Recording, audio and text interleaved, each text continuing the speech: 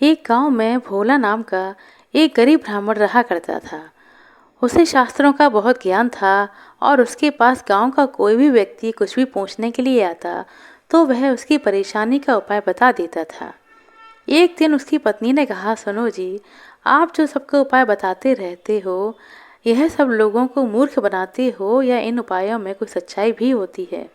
भोला ने कहा, तुम मेरी धर्म पत्नी होकर मेरी शिक्षा पर प्रश्न चिन्ह लगा रही हो। मेरी बात कभी भी झूठ नहीं होती। पत्नी ने कहा, तो फिर अपने लिए कोई उपाय क्यों नहीं करते? क्या तुम्हें दिखाई नहीं देता हम कितने गरीब हैं?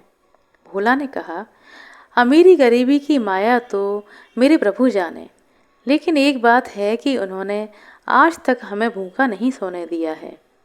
पत्नी बोली, एक दिन ऐसा भी आएगा कि गांव में आपको कोई नहीं पूछेगा और तब आपको भूखा ही सोना पड़ेगा।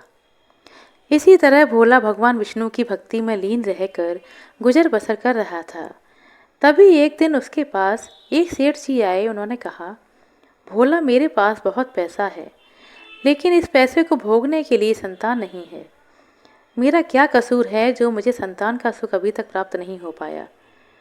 भोला ने कहा, सेठ जी, आपके पिछले जन्मों के जो कर्म है उस कारण आपके घर में संतान नहीं है।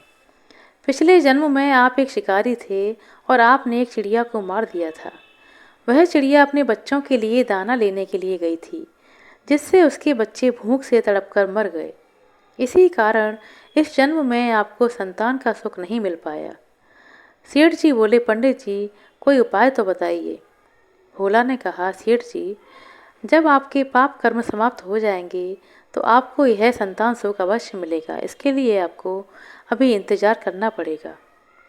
सेठ जी ने कहा, मैं आपका घर धन से भर दूंगा, किंतु मेरे घर में संतान होने का उपाय मुझे बता दीजिए।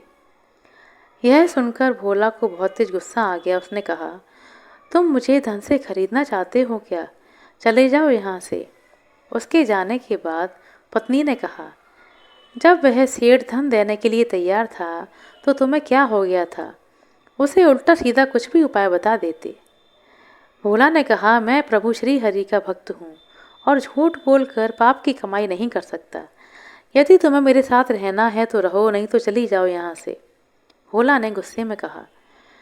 यह सुनकर पत्नी को बहुत तेज गुस्सा आ गया, लेकिन उसने कुछ नहीं कहा और चुपचाप अपने घर के कामों में लग गई। जिस दिन से सेठ जी गए उस दिन से गांव वालों ने भोला के पास आना बंद कर दिया, क्योंकि सेठ जी ने पूरे गांव में जाकर कहा कि भोला लोगों को मूर्ख बनाकर पैसा ऐंठता है।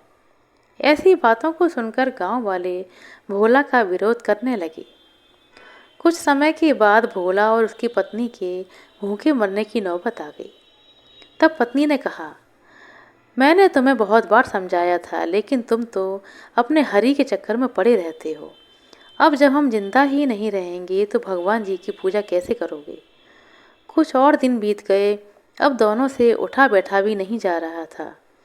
वे दोनों अपने घर में लेटे हुए थे। पत्नी ने कहा, देखो, मरने का समय आ गया है। भोला बोला, मुझे तो लगता है कि भगवान से मिलने का समय आ गया है। तू भी आखिरी समय में भगवान श्री हरि का ध्यान कर ले। भोला और उसकी पत्नी दोनों प्रभु श्री हरि का ध्यान करने लगी। उसी समय प्रभु श्री हरि साक्षात दर्शन देने के लिए प्रकट हो गए। भोला ने कहा, भगवान, अब तो हमारे अंदर इतनी भी शक्ति नहीं कि आपके श्री चरणों में उठकर प्रणाम कर सकें। अब तो आप ही हमें अपनी शरण में ले लीजिए। भगवान श्री हरि ने कहा, तुम मेरे ऐसे भक्त हो जिसने बिना किसी लालच के हमेशा मेरी भक्ति की। इस कारण तुम्हें इसी संसार में रहकर धर्म की शिक्षा देनी है। भगवान ने अपनी कृपा से भोला और उसकी पत्नी दोनों को पूर्ण रूप से स्वस्थ कर दिया और दोनों को भगवान श्री हरि ने आशीर्वाद दिया और कहा कि मेरी कृपा से तुम्हें अन्न धन की कभी भी कमी नहीं होगी। आज से तुम्हारा केवल एक ही कर्म है, मेरी भक्ति करना। और ऐसा कहकर प्रभु श्री हरि अंतर ध्यान हो गए।